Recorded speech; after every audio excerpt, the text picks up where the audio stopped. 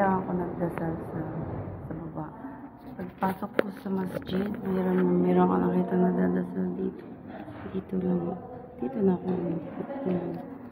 maliit sa baba ng hagdanan. Hindi na ako umakyat dun sa taas.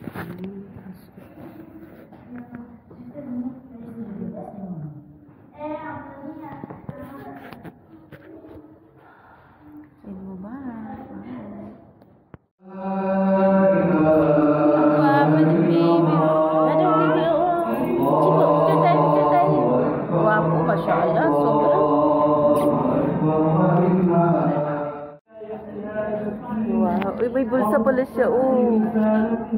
May bulsa pala siya. May bulsa pala siya, eh. Asan yung pera mo? Wow, too much money. اقرأ وربك الأكرم الذي علم بالقلم علم الإنسان تدعو الإنسان فاعلم أنه لا إله إلا الله ويتفكر في بديع البشر حمايتها وفي الصحة تاجها وفي الأغذية دوامها وفي العقول كمالها وحكمتها. Habibi, si bye-bye. Bye, si bye-bye. Bye-bye, si Eid Mubarak. Uy, nakamagkano ka ngayon, bebe? Nakamagkano ka ngayon?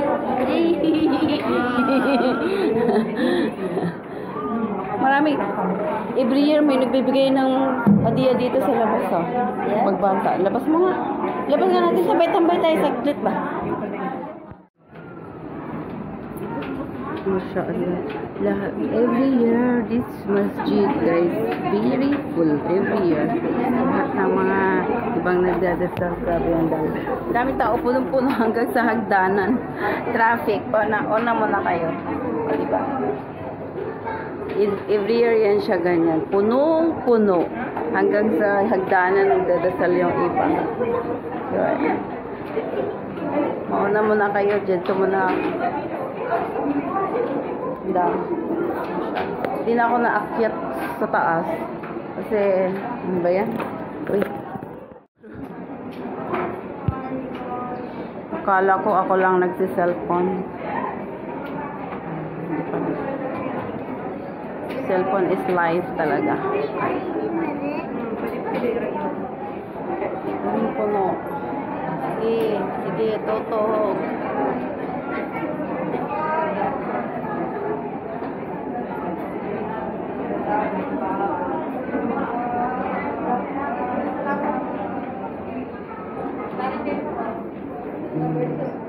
Yung ayos na yan kanina.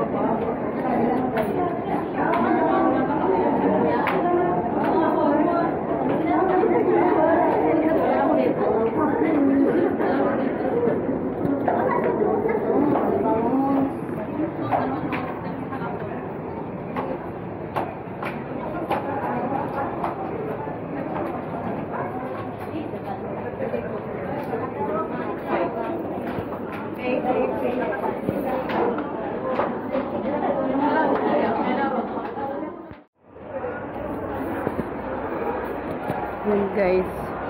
Garden. Wow.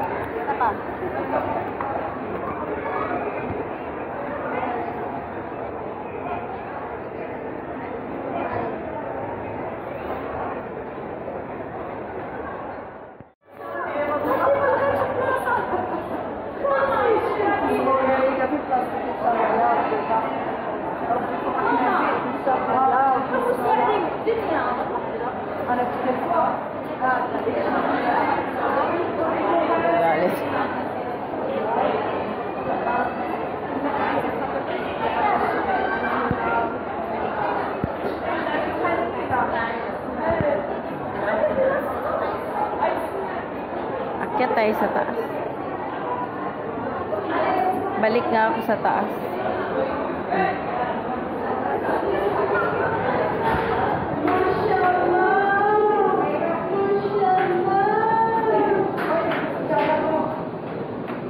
Akyat tayo sa taas, guys.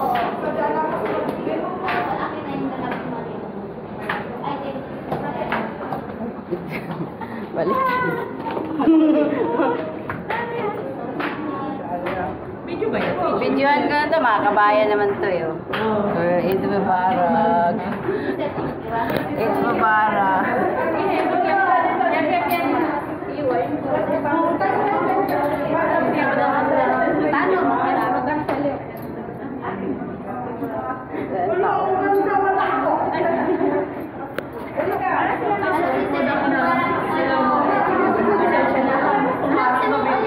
Tambos saya sa kanya. Daming ano dito. Daming malalim dito. Ako dito. Sama. Naging bubara dito.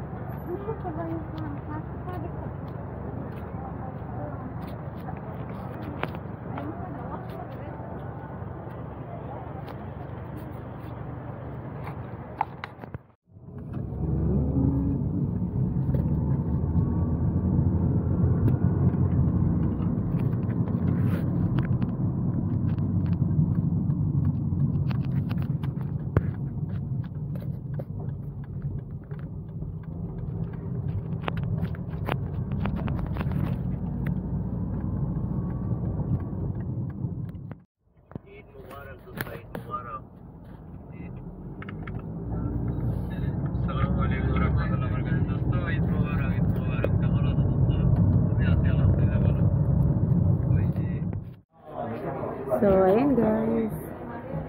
I've done the Eid prayer, Eid Mubarak to all. So now, we're going to eat breakfast.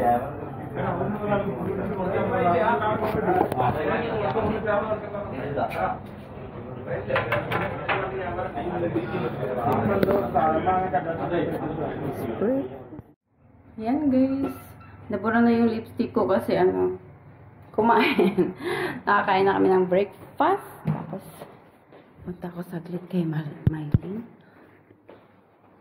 Magsalam lang ako at Eid Mubarak sa kanya.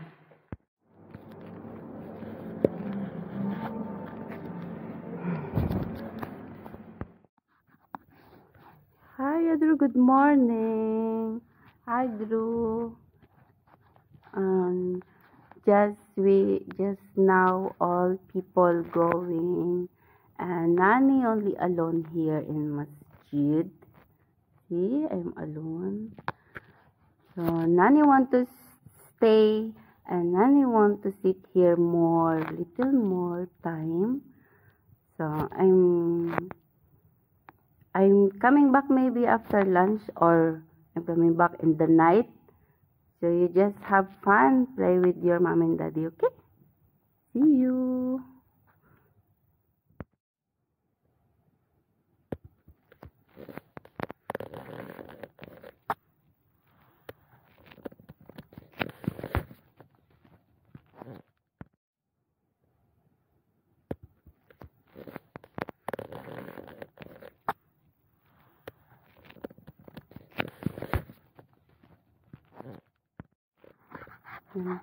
Ayan, mga kalalab. Ayan, oh.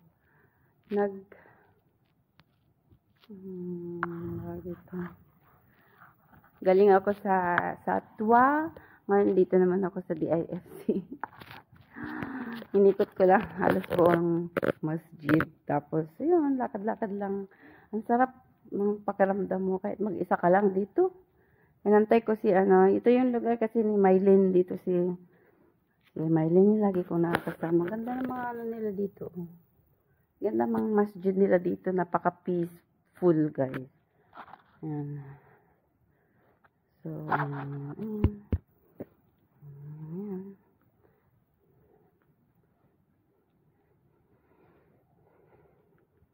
Ang ganda ng luwag. Kung gusto mong magdasal na iiyak ka habang nagdadasal, gusto mong maglabas ng sama ng loob, dito kayo pumunta. Anytime. Want to sawa kayo dito. Maubos ang luha nyo. Tapos ipon na lang ulit kayo ng panibagong luha. Naglagay ako ng kaya para hindi mamulang mata ba. Naglagay ako ng liner. Maglagay pa ako ng eyeliner ulit para hindi halata na umiyak. Kasi kahapon pa ako naiiyak. Ang hirap ng ang hirap ng pag ako'y nasisigawan na parang bumabaliktad ang sikmura ko na sa kaiiyak. So kahapon kasi yun, nag-away kami ng mga amo ko. So iyak ako. Grabe, magang mukha. Fasting pa kahapon eh. So namaga ang mata ko na ang pangit. Ang pangit talaga na inamaga na puti, kulay puti pa na ewan, parang mata ng patay na tao. Kaya alam nyo guys, minsan pag nakikita nyo pala ang tao na, ang sabi nila pag yung daw nagkikilay at saka yung nag-eyebrow ay naglalandi na daw. So para sa akin guys, pag naglalagay ako ng eyeliner, kasi ayaw ko ipakita sa mga amo ko na umiiyak naman ako. Maglalagay nga uli ako na kulay itim sa loob. Tapos ang kilay ko, naglalagay ako ng kilay guys. Kasi parang alien pag walang kilay. O diba? So, ba't kasi napaka-unfair ng buhay eh. May mahirap, may mayaman. May maganda, may pangit. Ako, kung pag walang kilay, lalong kapangit tingnan. At walang eyebrow yung mata, anong saon na lang, paano na lang. Kaya hindi lahat ng nagkikilay at nag-eyebrow at nagli-lipstick ay lumalandi na. Yun pala yun. na-realize ko lang yan sa sarili ko, guys. So, yan ang aking from my opinion lang, ha. Ewan ko sa inyo, sa iba dyan. So, ayan na, nahilo na ako ng kaikot. Ihiga ako, guys, ng matulog muna ako dito. Pero walang wifi dito. Doon sa baba, meron. Pero wala akong maupuan na kamukha dito na napaka-comfortable mo talaga. Ay, saan ka ba? Eid Mubarak sa lahat. Maligayang mapagpalang araw sa ating lahat. Nandito ako sa DIFC Masjid. Very peaceful. Very peaceful na masjid, guys. So if you want to cry, if you want to pray deeply, you just come here. You'll finish all your tears. Where are you? Charot. So, ayan. Ako, guys, kasi, ayan, naiyak ako, pero naglagay ako ng eyebrow.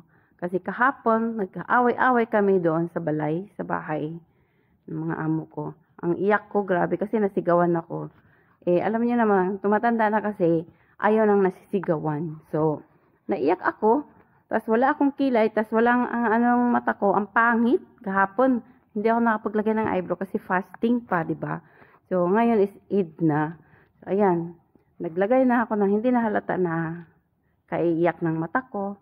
At hindi masyadong pangit kasi may konting kilay ka. So, hindi pala lahat ng nagkikilay ay lumalandi. Nung araw kasi nung nasa Pinas pa ako, ang sabi ng mga tao, pag daw ang babae ay nagkikilay, nagli-lipstick, lumalandi na.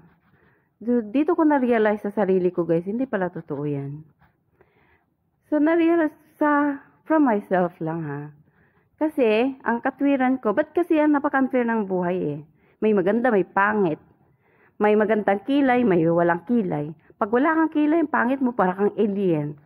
So, ako yun. Pag walang kilay, walang lipstick, tapos ang puti pa ng mata na parang walang kabuhay-buhay ang mata, iyak ka pa, maga ang mata mo, mukha na akong alien talaga. So, ngayon, kaya ayan, mukha naman akong konting tao na, no? Ayun, so, konting kilay, mukha akong tao, ngayon, di ba? Tsaka Eid. So, Eid Mubarak sa lahat. Bye-bye everyone. Thank you so much. God bless.